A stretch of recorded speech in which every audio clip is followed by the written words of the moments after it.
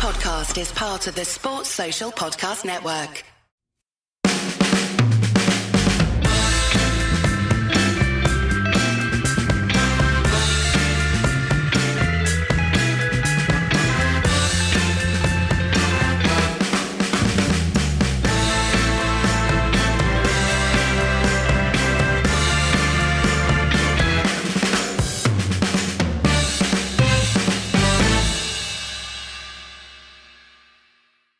Okay, I'm with Daniel for the weekend pod. United 1, Fulham 2.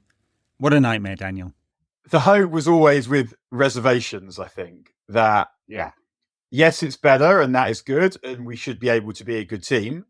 But should it take every last player of your first 11 available for it to look even a bit like a football team and for it still to have massive problems even then? And the answer feels like, fuck no.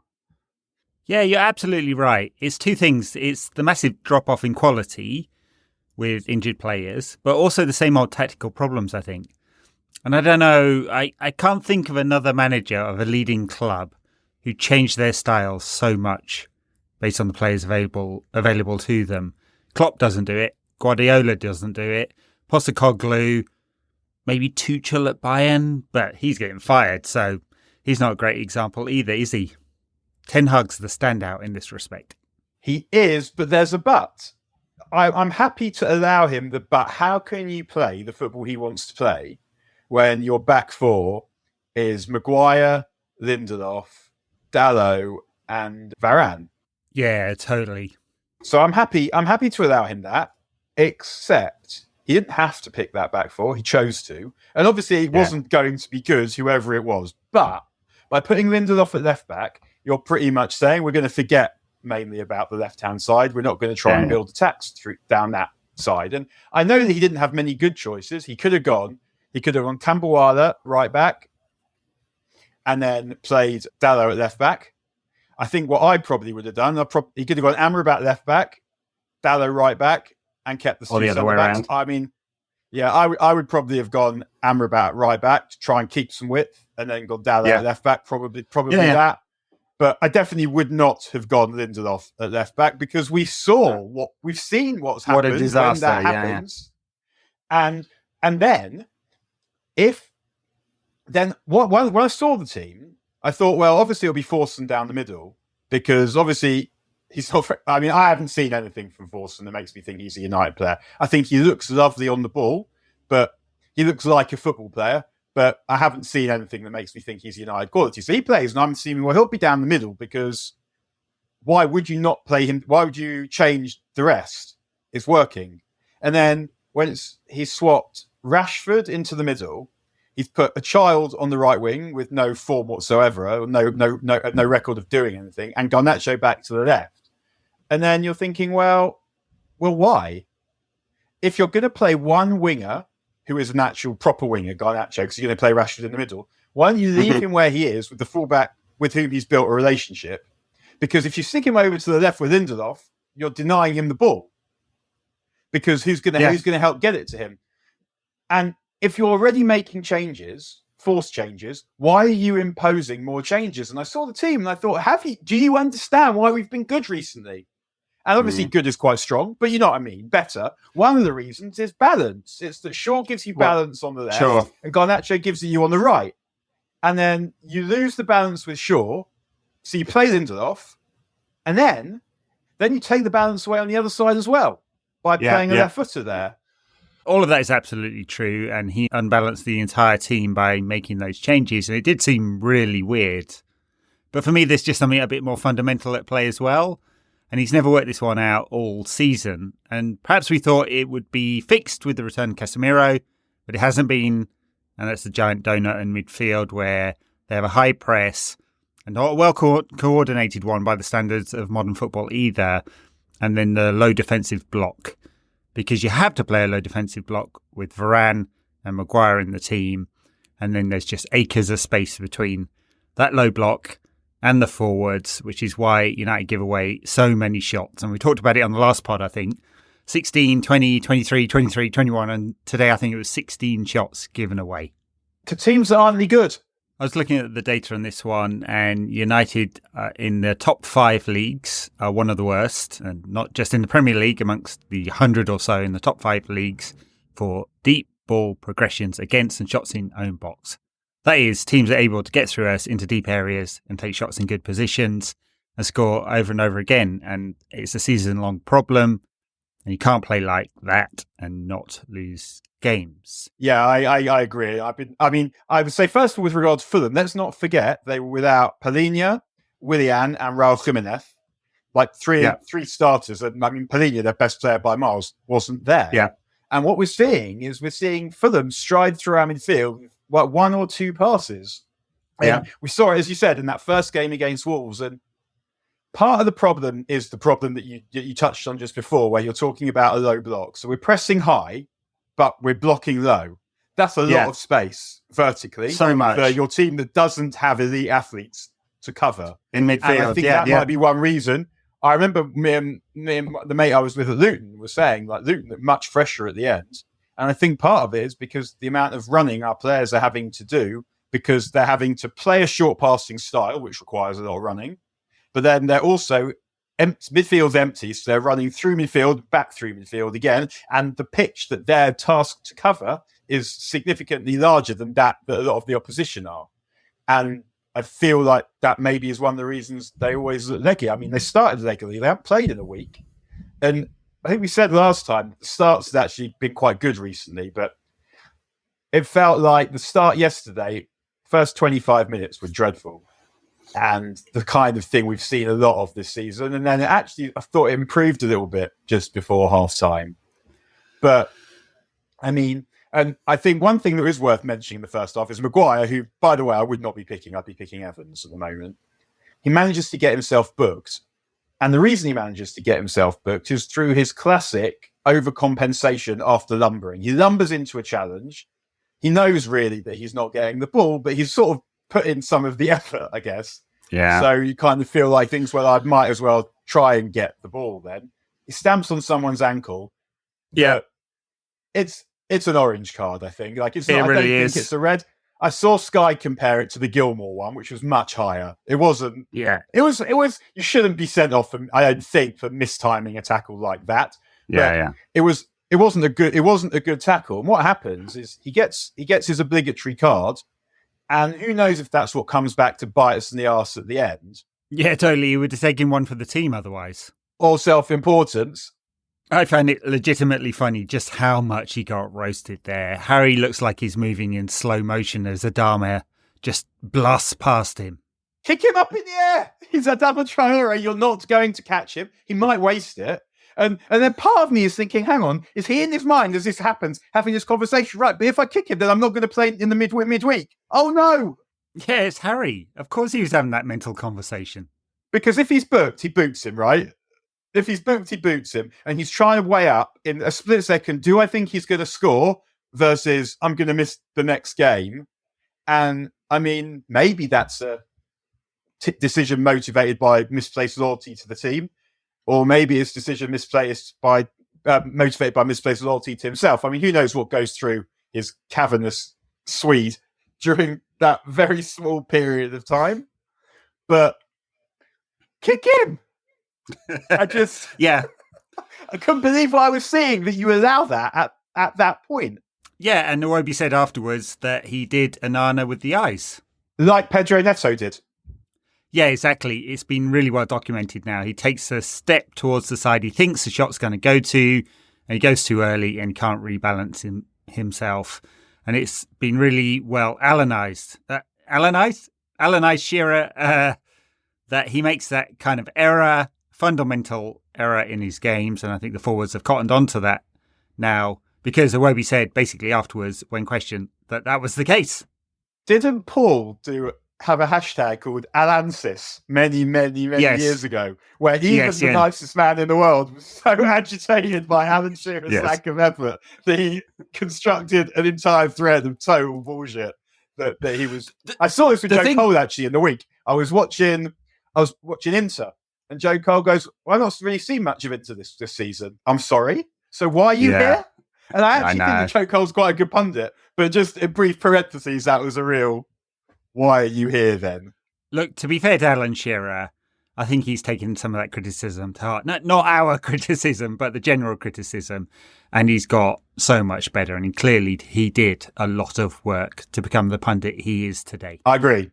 He's much better. Yeah, I agree. Look, as an aside, you look at how much work some of the top commentators put into the research they do to get this right. Derek Ray, ESPN commentator on the Bundesliga, does incredible sheets with so much detail. Clive Tilsley sells his. I think I sent one from the 99 final to Paul for his birthday. So much research and detail, and then they commit it to memory. And I think not all of the pundits do that. Some of them fall back on the lazy stuff. You don't see it as much these days, I think, the kind of AFCON, well, they're good athletes, bullshit. It's got much better because we have much greater diversity and people understand what's going on. But back to Maguire, if I just quickly, I feel like, and maybe this is just me, but it feels a bit like he's forever overcompensating, trying to be the defender he wants to be, that maybe his PR said he was after that World Cup, this big, dominating, reliable, over my dead body, brave defender. And it leads often to him overcomplicating things and asking of himself things that he cannot do. And even when, I know he scored, but even just watching him hurling himself about in their box, trying to be that guy. And obviously it worked out on this occasion, but not before he'd missed one that he shouldn't have missed. Yeah. But it's just, in every game, there are these offences. And I mean, he's not the only one. Like Dalot and was it Eriksson, who just get completely done by Iwobi, just one step inside and he's gone. And Varane completely watching the ball. It felt like we were sort of almost playing a bit better at that point. Like Bruno sort of started to play in injury time. And I guess we'll come to him. But yeah, the Onana one was very similar to the Pedro Neto one, where in general, that shot is very hard to save. I mean, we saw Ole score them for years, and he taught it to Rooney. Don't think he could have saved either of them. I'd like to have seen him try. Come on. So please chuck yourself about, do one for the cameras, yeah. I mean, United, because of that Harry Maguire chance and the Eriksson chance as well, out XG'd Fulham, but I really just don't, it just doesn't really tell the truth because that's 1.5 XG of United's 1.9, those two chances. And it's just the tactical mess, the fact that we were so open, the fact that we were completely wasteful up front and it wasn't very cohesive. And then the defensive errors and the goalkeeper who's decided to no longer have an attempt at saving anything. Just you can't throw all of that into the mix and not lose games. I mean, it's just inevitable. And what you said earlier about, we've won some tight ones. So I think there's part of it that, maybe this is a regression to the mean, except it felt like the games that we've won, we won them because we were the better team, and some of them by far, we were much better than Luton. Whatever, we sat back and made it difficult, but the level that we hit for the first 20 minutes against Luton was miles in excess of anything they did, and the game should have been over. Wolves, we were miles better than Wolves. We almost fucked it up, but we were a lot better than them. Villa, we bossed it for 20, and then we saw what happened afterwards, but it felt like this was a very different game to the ones that we've won in terms of the level that we hit in it and the balance of it. And the thing is where we have all this stuff about our inability to do all the things with all the players, Fulham have these players also who they are who they are. Why is Andreas Pereira carrying the ball through midfield, for example? Alex Iwobi is a good ball carrier, but Andreas Pereira's doing it. So why are our players not able to do it? What is it about the setup? And maybe it's just we're too stratified, where there's the gaps between everyone too big. I don't know. But then also, if you're going to play long ball, then maybe I liked the selection of foursome. I thought it showed a bit of imagination. As I said, I thought it was going to keep the good bits of the team the same. Didn't work out like that. I hated his performance, though. I'm not going to get too hot on getting after a kid who's just made his United debut, but there was a total lack of energy, zest, devil intensity about about the way he went about his work? I've liked what I've seen of him, and I wouldn't profess to see every sort of under 23s and under 18s game, but what struck me about Forson is the kind of tippy-tappy play wall passes and move the ball around, much more like Sancho stylistically than his other wide players. So it seemed like, given the way we were playing low block, quick transitions, that kind of thing in recent games, that wasn't a easy stylistic fit, but clearly he's been training with the first team for some considerable time now. So Erik must believe in him, believes in him more than Ahmad. He's got a contract situation, doesn't he, as well? He's out of contract in the summer, yeah. So maybe they're trying to get him to sign so that he doesn't leave for free. Maybe that's part of it. But if I struggle to see how that conversation would have happened.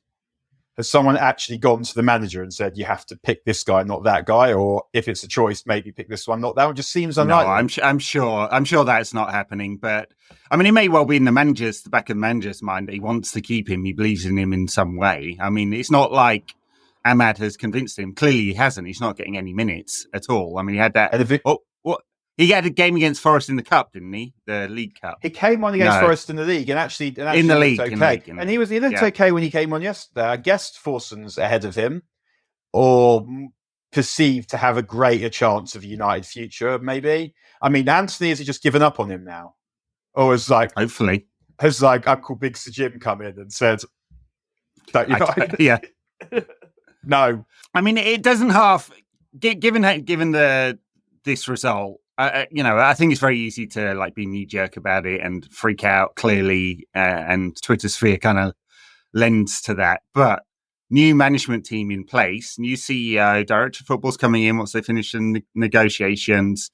Big Sir Jim seems very hands on for the moment. He did all the press last week. Brailsford's at every single game right now, and the one thing Ratcliffe did, and I thought it was kind of funny how well briefed he clearly is, because he gave the same answers in every single Dan Brown's, or the written press, the other broadcast press. But anyway, one thing he was very clear about is style first. They can decide that as a team.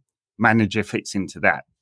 So that's really a big red flag for Erik Ten Hag already. If you don't take 10 losses in the league and all of them in the Champions League out of the equation, and clearly you're going to think about that too. So is the style that Erik Ten Hag wants to play the one that fits with what the Ineos team believe that they think should happen at United, right? Because if it's not, he's gone anyway. And then you come to performance, and has he done enough to earn more time at the club? And that's a big question as well. And all these questions are going to be asked right now. And yesterday was pretty disappointing, or you left feeling pretty despondent, because you're like, I mean, there's no wiggle room now for Ten Hag.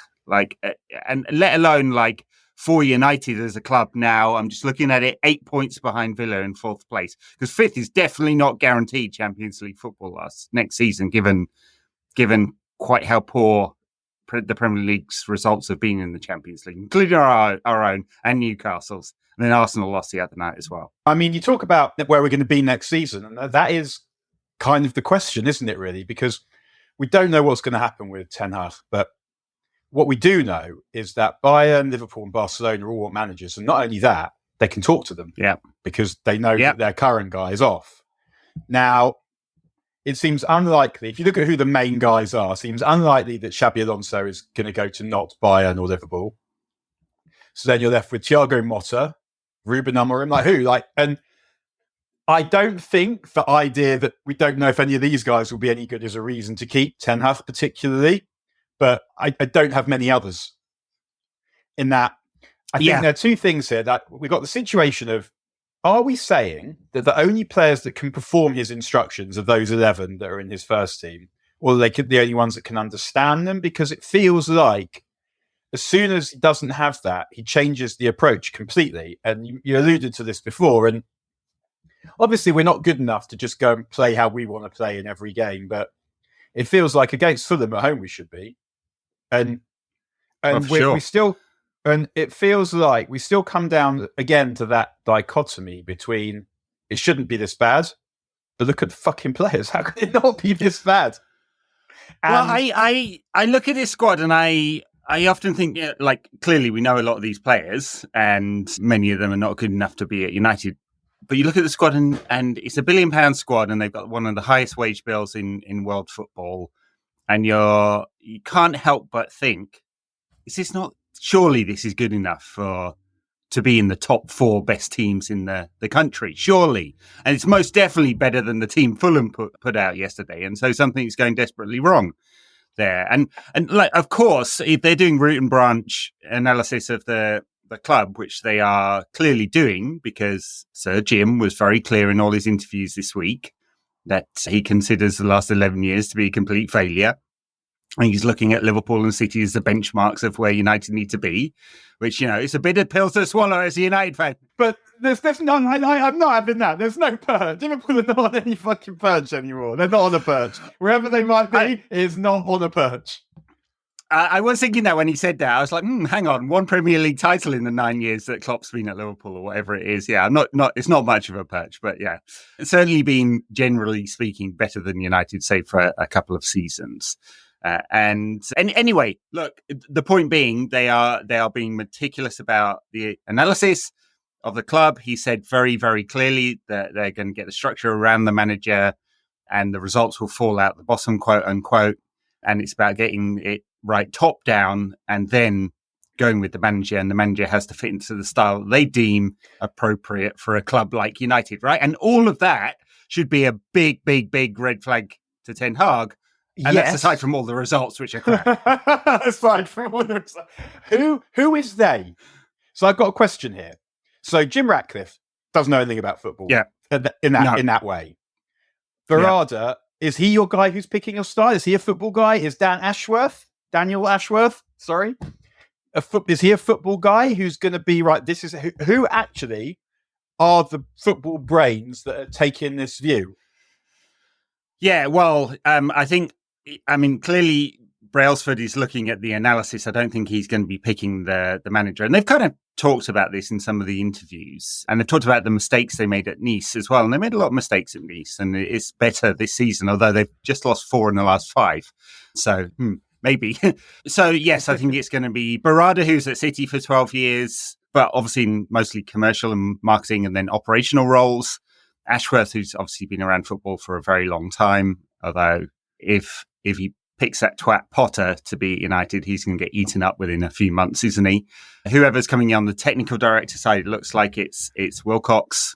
Who knows whether that's really true? And they'll bring some transfer people in. Now, I assume they'll form some kind of committee to make the right kind of decision. But as you were saying, like, not only is it hyper competitive amongst leading clubs, I mean, it's unusual for, Barcelona, Bayern, and Liverpool, and probably United all looking for managers.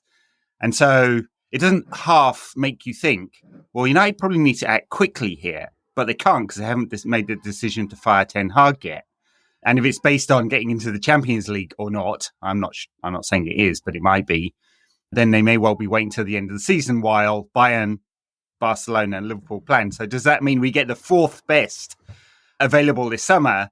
And it has to be the 4th best that fits into the style they've deemed, and we're not sure what that is yet. So right, exactly. Like it has to be someone. So are we saying it's going to be someone who needs to be a good manager for this squad, or the manager for the squad that you want to have? But even before we do this, we're still kind of looking at Ten Hag, and I think my problem with him is started off as a problem I had from the outset: the lack of charisma. That in order to play Manchester United football, I think probably requires someone who can inspire and move the players. And he may have done what he did at Ajax, but winning the league there, playing Ajax football with the best team and the most money is not the same thing. You don't need to be aggressive, I don't think, in the same way, fired up in the same way. And the kind of football that we want to see, I think, does require that. So that's a problem I had with Ten Hag from the beginning. But a problem I have with him from now is I feel like there's a lack of clarity in him saying we're going to play like this and playing like that. But also, what if his way of playing is crap?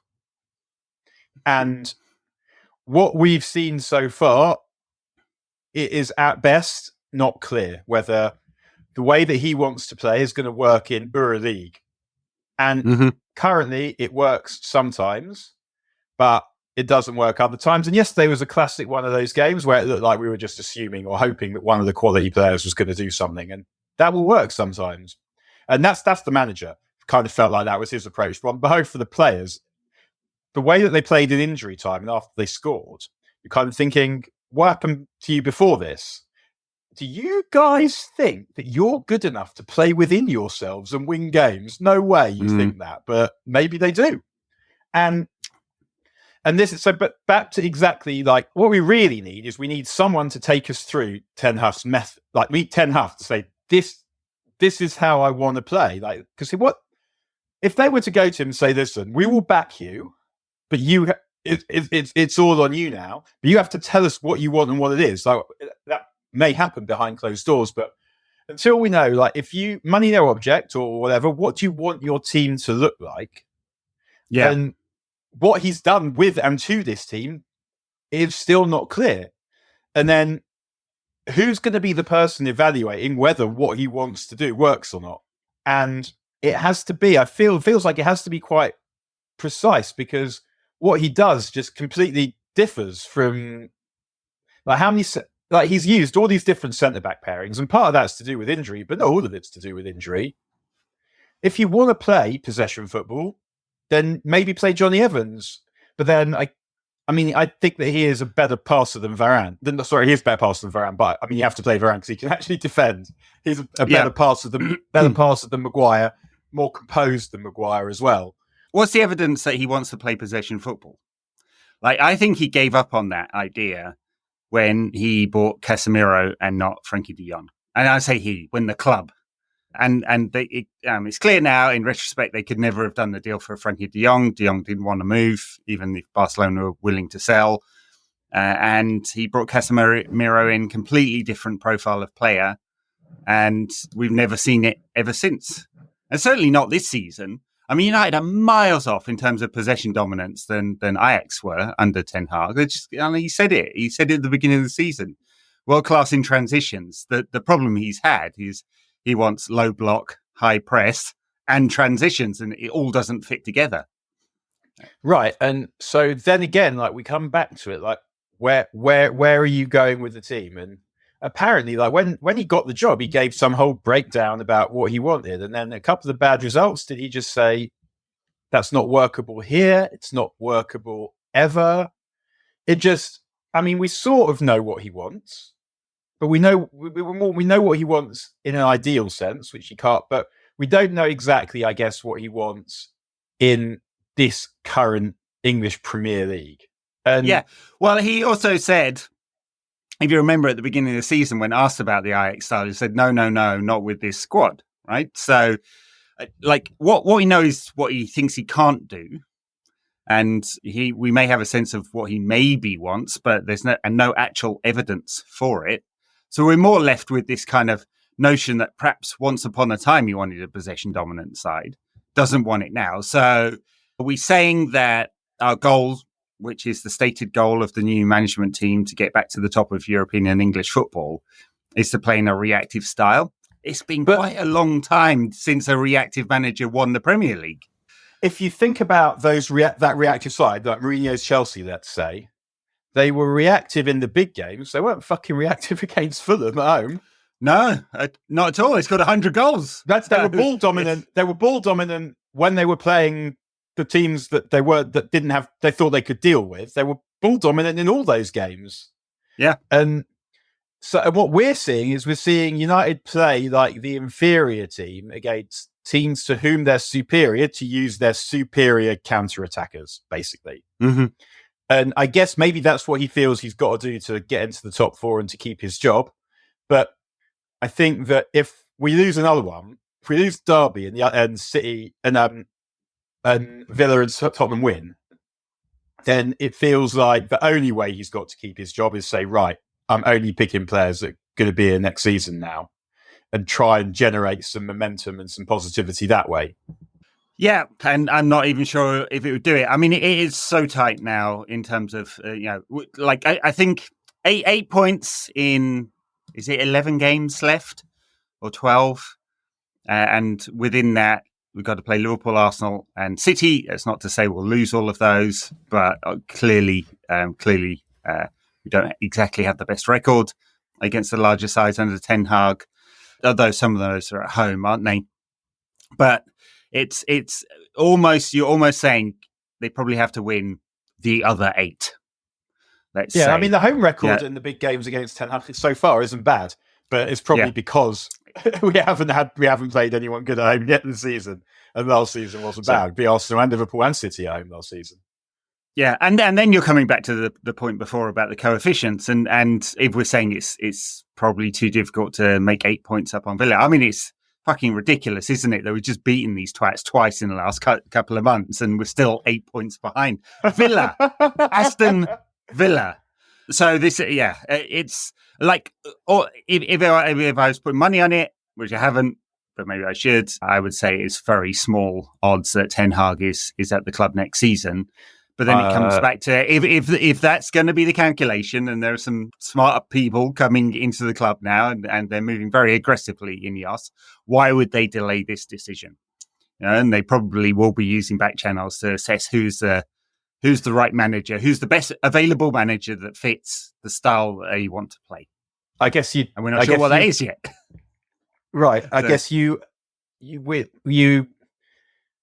with Ten Hag. If you get rid of him, I guess you're probably waiting to see what happens in the Champions League, because you wouldn't want the other 2 teams to blow up and you end up not making the Champions League because you fired the manager. But no Shaw and Martinez until April feels like that is too much. And again, I always come back to this with Ten Hag, that change takes time. If you look at Klopp, you look at Arteta, steps forward, steps backwards, did less well than he did in the first season, and I think the second season. Arsenal finish 8th. Yeah. I guess you could argue that does Ten Hag have better players than they did? I think he's further along than Liverpool were. Yeah. I mean, the thing with Klopp is that now in retrospect, we can kind of look back and see what he did in his first 2 seasons. The first 2 seasons weren't very good. I think he finished like 7th and 8th and 7th or something like that. But he had a style he wanted to play, and he did adapt it because he was going for the German style, mid-block, transitional football, and it didn't work. Like, teams were able to play, sit very deep, and there's nothing for them to react against or play around them. And so the results weren't good. And he adapted it to some kind of hybrid between that style and more sort of, English style. Or the high press really came in, didn't it? But he was smart enough, but you could kind of see the direction of travel. And this is where, like, I come back to time and again with Ten Hag. I don't know what the direction of travel is at all. It's almost like we've given up on this season. This is a season where we're just trying to deal with the injuries, which, by the way, like, we're not, and I assume this is part of the analysis too, may well be on him anyway, the amount of muscle injuries we're getting. Now, not the impact injuries, but like, it's not like the whispers haven't been there about the training load. No, I agree. I mean, that feels like, it's sort of Ten Hag's fault because he carries the can, but also you're employing people that should be expert in this, and they should know. Like, Ten Hag can't be expected to know about that, but the people who he's appointing should be good.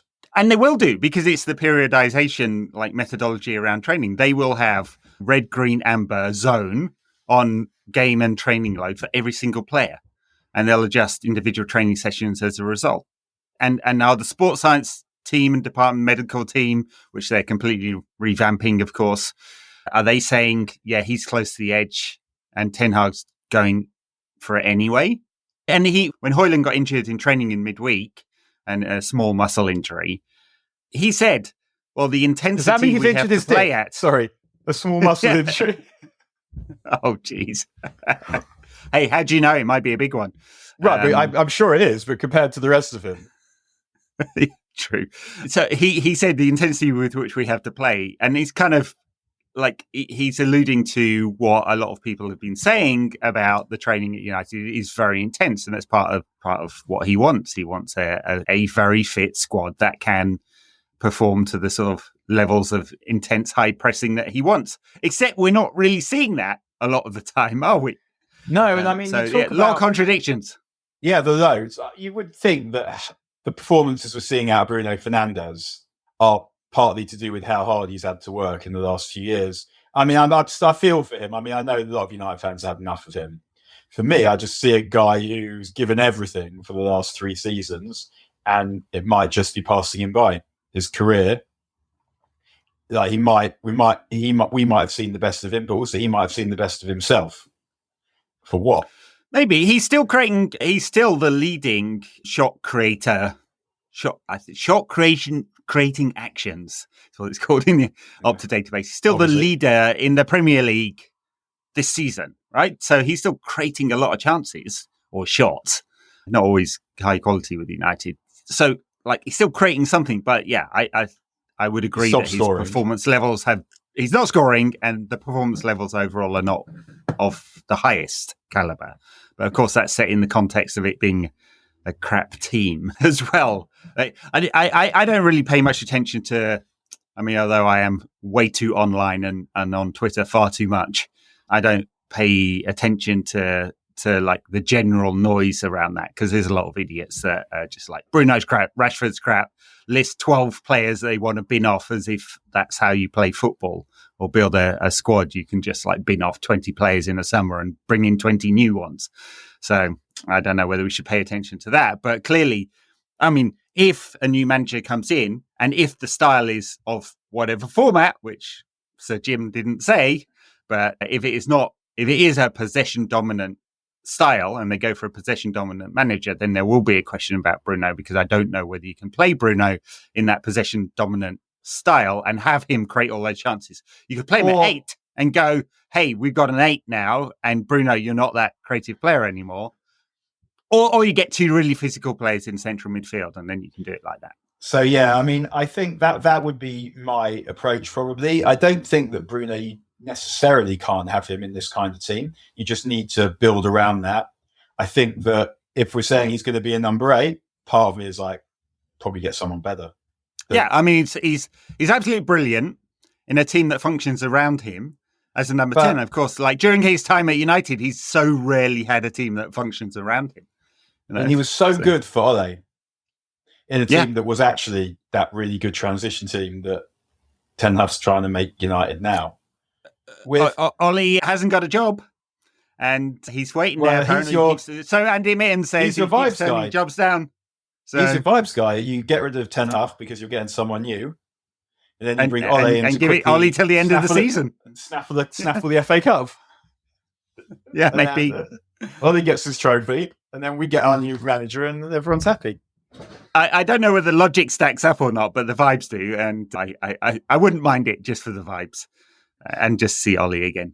So, I mean, of all the managers United have binned off in the last, since Fergie went, the last 11 years or whatever, he's the only one I was a bit sad about. And he had to go because it was so disastrous at the time.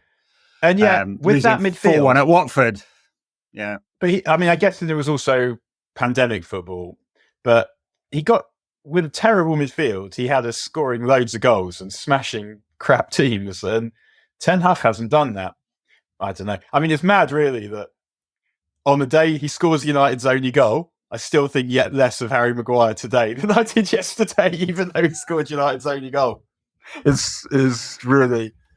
But it doesn't... I mean, Arteta nearly got fired, where he went to the young players as a last resort after they'd lost, and their form was way worse than this. I guess the difference, again, might just be that this is a better team than that team that he had, so it should be doing better.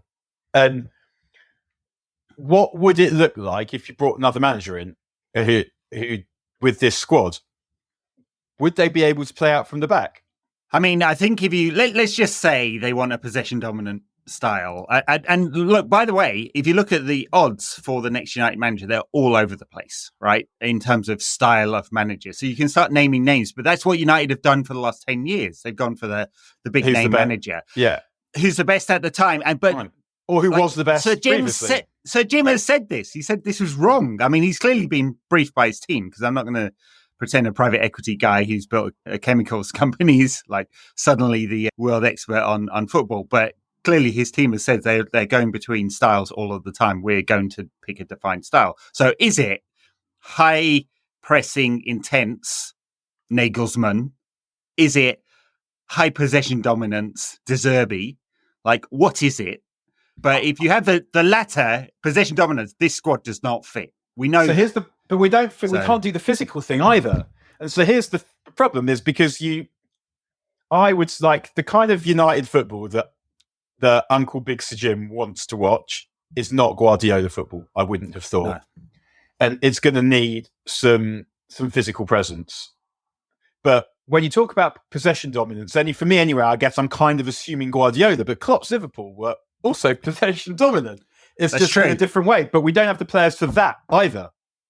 And the problem is that we have so many players you want to get rid of, but to pick one side, one way of playing or the other, you might have to get rid of some of the good ones. And when you really have to get rid of all the shit ones, then it feels like a massive task. And so I think that, and then I got that sitting over there, and I've got, if you stuck Declan Rice in this team and it was at full strength, you'd see quite a good team. I mean, it's quite, with everyone fit, it could be quite a good team without any additions. So I think, well, yeah, if you go and buy the right number 8, it doesn't have to be whoever it is, you buy the right number 8 and you buy a centre-back and a full-back, 3 players, whatever it is, and then it could be a really, really good team. But then I'm back on the other side, I'm like, well, it's just a really good team because the players are good. Yep. Well, the other thing they've said, was it Radcliffe who said it? But he said 3 years, 7 windows, something like that. So they're clearly prepared to think about an amount of time. I didn't like that. Yeah, you look at it. Shouldn't take that. It shouldn't. It probably shouldn't take that long with the quality of the squad we've already got. They just need to go, hey, this is a style. These are the players that fit. These are the players we like, are the players that fit within that style. The others go. The other thing it seems to be they're going to rebuild the transfer department and have more capacity there.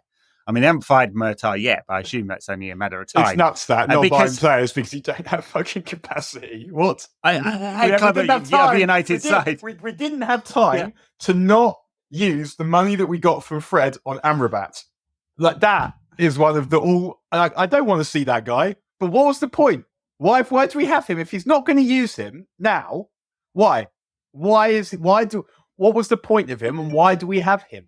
I can't tell you. I don't know the answer to that one. Well, we never see him. I mean, I say we never see him. Probably see him now if I lean out my window. But it's just, that is a baffling piece of activity, that. But I'm not like, I wanted Fred to go. I thought Fred was shit. But we'd have got a lot more use out of Fred than Amrabat this season, that's for sure. Oh, fuck yeah. And we might have ended up not getting beat in a game like yesterday. I mean, you talked about Rice, and look, I don't know whether that deal could have ever been done, given that he seemed to want to stay in London. It should have been done. When Ole signed Maguire, that money would have got 2 Declan Rices. And I said it at the time, it didn't have to be Declan Rice, it needed to be someone for that position. And it should have. And I don't love Declan Rice as a player. I love the mentality, I love the aggression, the power, don't love the use of the ball, but if you had him, Mainu and Bruno, you get a lot more out of Mainu and Bruno. And, for sure. Undoubtedly. But, just to round off my thought there, I mean, 60 million on Mason Mount, who we've never seen because he's not fit and we don't know what style of football he fits into or what Ten Hag's plan was. It doesn't appear to have been any plan. And that would have gone a long way to buying a player that would have fit better into the squad. If it wasn't Rice, someone else, right? So anyway, so part of it is just look at it. What a mess! Because look at the squad and go, well, obviously, look at it, it's the players. Look at it. But you then look at what has been achieved with these players and what it actually looks like, and you think, well, nah, man, it's not just the players; it's the manager as well. And it feels. I said last week that I felt like they'd be able to get away without firing him if they didn't want to. But then once Shaw and Højlund get injured like that, I don't see that it's going to be good enough. And even though those two things let's assume the injury has nothing to do with him. Let's say that it's not his fault. It doesn't matter because the product as a whole over the course of the season, if you take the season to this point, the season ended now was this number of games, however many games he's played. Yeah. He's gone. It's not now at the situation where he almost needs to keep his job. He needs to go out and earn it again. Because if it doesn't change, he's gone. How many games did David Moyes lose before he got sacked? Because Ten Hag has now lost 15 games across all competition, 10 in the league. I When's the last United manager to lose 10 games and not get fired? I mean, did Fergie in his early days lose that many? Probably. So 89, 90 and 1991. Not good. I think I would say, although there were more games then, so more ways of losing. we lost 12 in the Moyes season. So comparing Ten Hag to Moyes is a little bit different because obviously Moyes has inherited the champions and Ten Hag has inherited Rangnick's Reds. Yeah. And there was no sense that Moyes had anything, whereas Ten Hag's already won a trophy and qualified for the Champions League with Rangnick's dickheads. So he's got some credit in the bank. He's achieved, whereas Moyes it was so obvious this was the wrong guy. And it's not as obvious with Ten Hag. So I don't think it's quite the same. But yeah, if the season finishes now, he goes. Well, he has the rest of this season to convince the board not to fire him. It's not the other way around. Where if we collapse, he gets fired. He might get fired. If we don't get good, he's gone. For sure, and he's going to be hampered by the injuries. I mean, it looks like the Højlund one is short term, but Malacia and Martinez may well not be seen again. Shaw and Martinez may not be seen again, and we don't know about Malacia. But just as one indicator of how dysfunctional this club is, just look at the left back spot. You got Shaw, whose fitness cannot be relied upon. Malacia, who is not yet fit, but clearly they thought he would be. Reguilon, who they sent back to Spurs and is now at Brentford. Alvarez, who went to Girona and then on to Benfica. And Brandon Williams, who's at Ipswich all season, right? There's 5 left-backs and we currently had none. Wasn't Reguilon's terminated to Spurs? I might be wrong about it. I just thought I read that they were like, they called him back rather than us sending him back. Why? To ship him out to Brentford? I mean, he's going to play. Because one of the reasons why United didn't get Rella is because Chelsea wouldn't do the mid-season break. I mean, at least that's the press reporting. I'm not saying I know this. No, I'm certain that United thought they were going to have Malacia and Shaw, so they might have asked for the break. But yeah, I definitely read. I can't remember who was saying it, so I don't quote me. I'm not quoting someone, so don't quote me. That he went because they recalled him and sent him to Brentford, which makes sense, and that he's going to play at Brentford because Rico Henry is injured, and they might get a sale out of it. Whereas if he goes to United and only plays when the others aren't around, when you think that those 2 players are going to be fit again, as Spurs probably did think that in January, then it does make sense that they would say no. But yeah, no left backs. I mean, and then Ten Hag picking Lindelof because why? I don't know.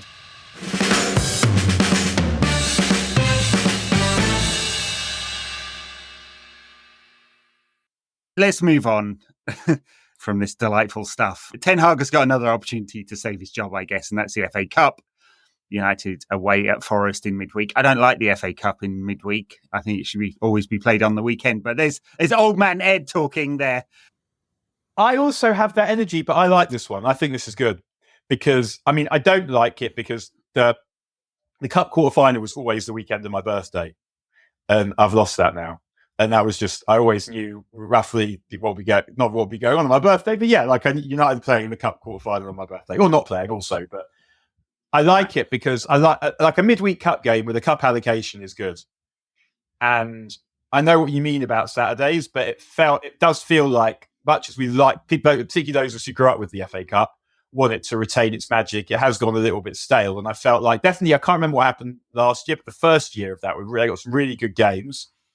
All of them on television, played at night. And I think that's sort of necessary now. If you're playing the last day of a cup competition, really, that you want every game to be on television because that's the only way you're going to get people interested in it, is if you can engage their eyeballs. And if you're putting those games on terrestrial television on weeknights, that feels like a way of trying to get people to watch. And also as a supporter, I definitely would, like a night game, definitely better than like Saturday 12 o'clock or whatever. Unfortunately, of course, they're moving the FA Cup to TNT Sports from next season, and so it's going to be on a channel with about 200,000 people watching it. And maybe they get a few extra pounds out of it, but is the cut even the final? So I'm not really. No, the final has to be free to air. It's funny actually because it's one of the golden circle of sporting events that have to be on free to air. Because the FA Cup is one of those events that's sort of been killed by the Premier League. One of those sporting events that's sort of been killed by the Premier League. But in some ways, it felt like the FA Cup actually begat the Premier League. Because I don't know if you remember in that Sunday in 1990, where they decided, like, for years and years, you've got the FA Cup semi-finals and no one can see it because you're only getting highlights on Match of the Day. And then they decide in 1990 they're gonna show both games on Sun Television. They're going to move them both to the Sunday. And obviously the games are just two of the greatest semi-finals, two of the greatest football matches we've ever seen in this country. Palace beat Liverpool 4-3 and Oldham United drew 3-3. And sort of feels to me that it was a watershed moment where they're like, this is the best television program that there is and doesn't require creativity or anything. It just like no one needs to sit down and come up with it. It's like it's reality TV that just writes itself. Yeah, and I think that's one of the things that's so disappointing about putting it on a minority channel. Like the short-termism of whatever money the FA are getting for this, it's a drop in the ocean. I mean, they could have done a deal with free to air that wouldn't not have been that much different financially and would have exposed it to everyone. Yeah, it makes much more sense, that argument in cricket, where football, like it's people know about it and it's there, but. Yeah, like I mean, with cricket, they did it after the 2005 Ashes, but the money that Sky put in has done loads for cricket, and we'd be stupid to pretend that it hasn't. And where would cricket be without Sky's money? Genuinely, don't know. Much as I want everything available on free to air for everyone, don't know. Football, there's so much money sloshing about in the game, and that's even before we say, well, hang on, why did TNT even have this money? What's even going on here?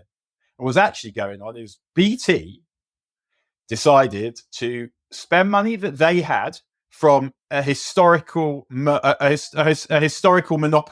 of telecoms. They decided to use the reserve funds that they had to buy football to sell broadband.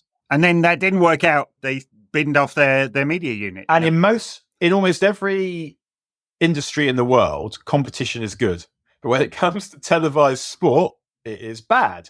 Because the more there are, it's not diversity, because they don't all have the same thing. They all have different things. So if you want to watch it in a legal manner, in the comfort of your own home, you got to have them all. Yeah. And the European Commission also did this, of course, because they broke up the Premier League TV rights, which made it even harder for fans to access it. Yeah. I mean, I agree with you, cricket, the money has been good because the county game doesn't drive enough money in at all. And so they needed extra income. It has made it a minority sport, which is a shame because Test cricket is like almost the highest form of civilization. Like there's almost nothing better than Test cricket, save for United beating the Scousers.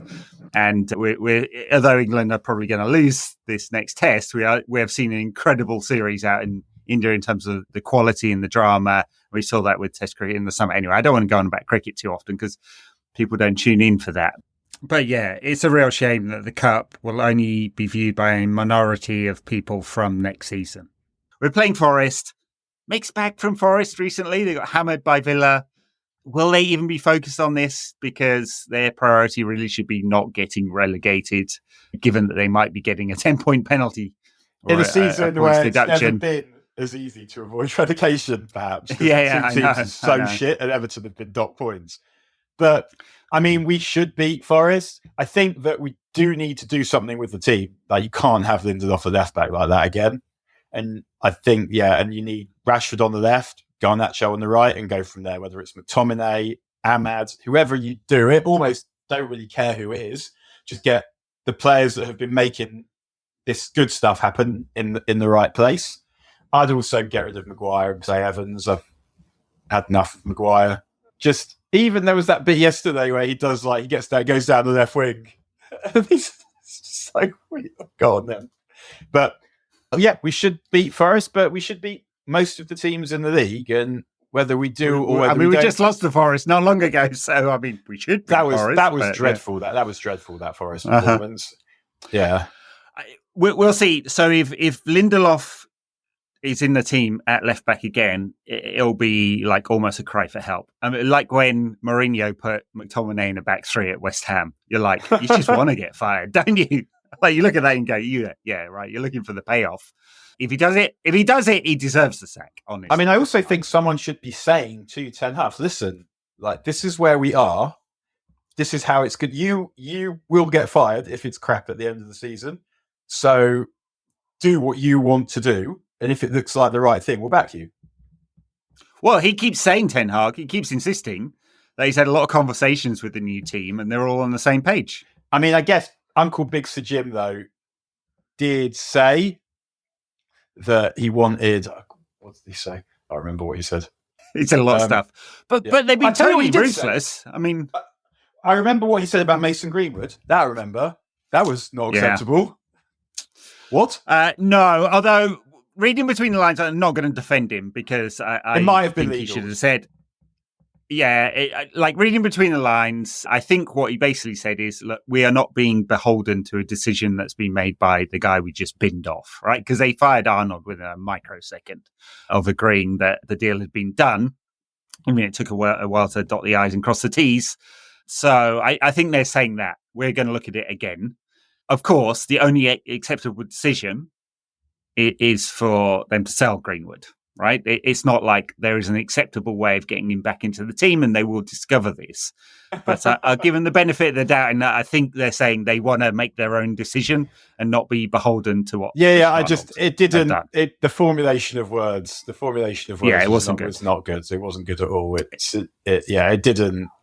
It made out. And maybe he's just trying to preserve value in some way. I mean, yeah, well, true, of course, because if you say you're getting rid of a toxic asset, the value is going to be even lower than it's going to be. Everyone knows that. It's just whether there's an auction. Yeah. Well, and he's not even doing that. He's doing okay at Getafe. They're playing him out on the wing. It's probably not his best position, even though they had an injury up front. It's not a great team. They got smashed by Barcelona yesterday. Like, I don't like. It was the only environment, it seems, in which to get him into. And they had to make a lot of incentives for Getafe to take him at all. So it's not the best shop window. So I like nothing says to me that they're going to get huge money for him. But yes, he should have been much clearer on what that was. Dan Roan didn't push him. And I really wish he had done, because it would have been quite easy. By the way, did you see the video and did you listen to the audio? How do you feel about that? Because he might have had a very different reaction then. Yeah, I agree. Yeah. So anyway, back to Forest. Yeah, of course we should beat this lot. Of course we should. But I got to the point where I have no idea what Ten Hag is going to do with this team. Like, what is he going to rotate? We probably haven't got Casemiro because of the head injury. So it'll be Mainu, who's played a lot of games for a young player. Like, I don't want to tempt fate, but he's got to be close to the limit, physical limit. I mean, what, one game a week? I know, but he's gone from not injured to back in the team and playing every single week. It's just although on the subject, also one of the things that I don't like about Ten Hag, and this is a Ten Hag issue as well, is why I feel like they should be making sure that Manu gets on the ball more than he does, and that feels like it's to do with routines and rotations as much as his anticipation. But automatisms.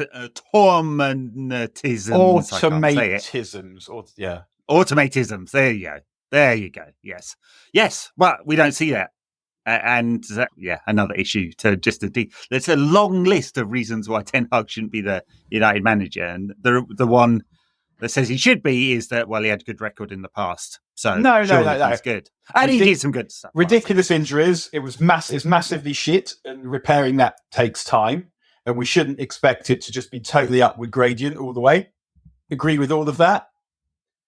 But it shouldn't have been as shit as it has, and it shouldn't, 2 years in, look like it looked yesterday. So what does he look like against Forest? Is he going to rotate?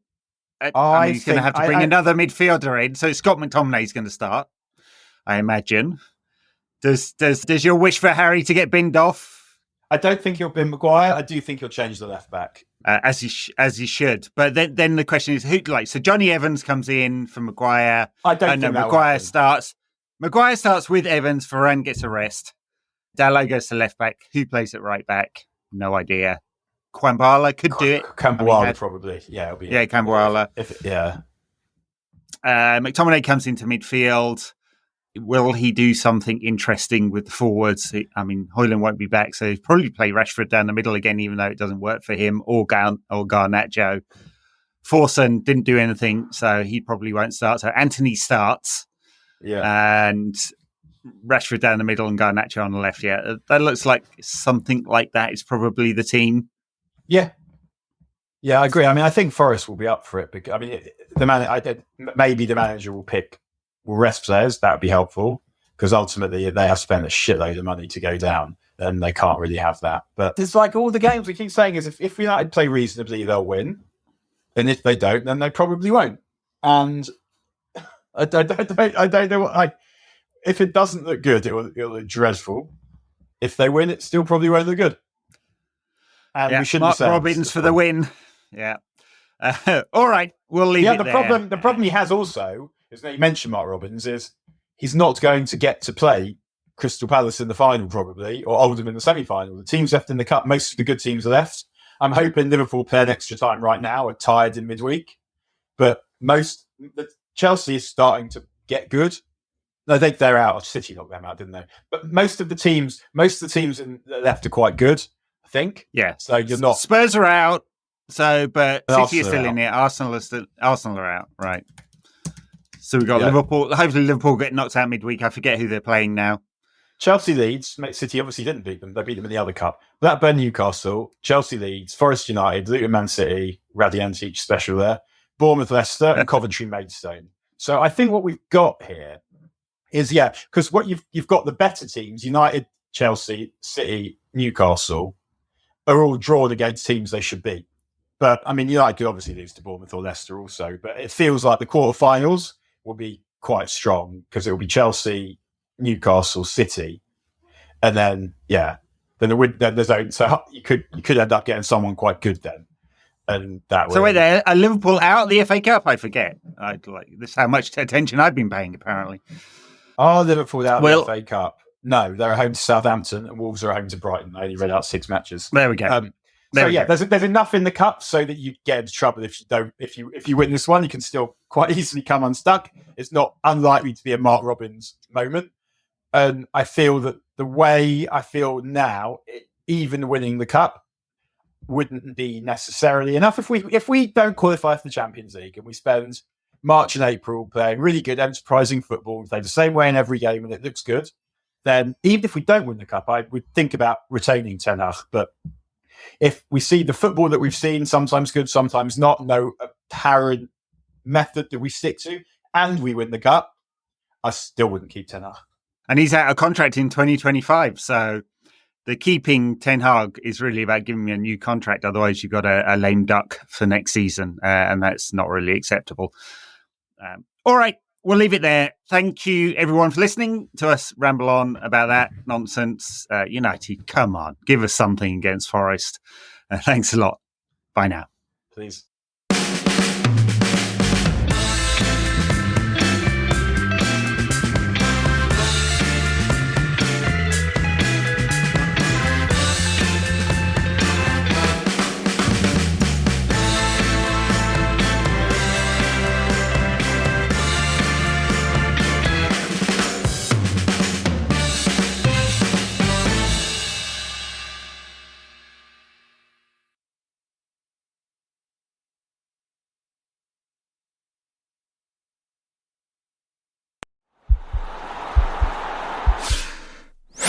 This podcast is part of the Sports Social Podcast Network.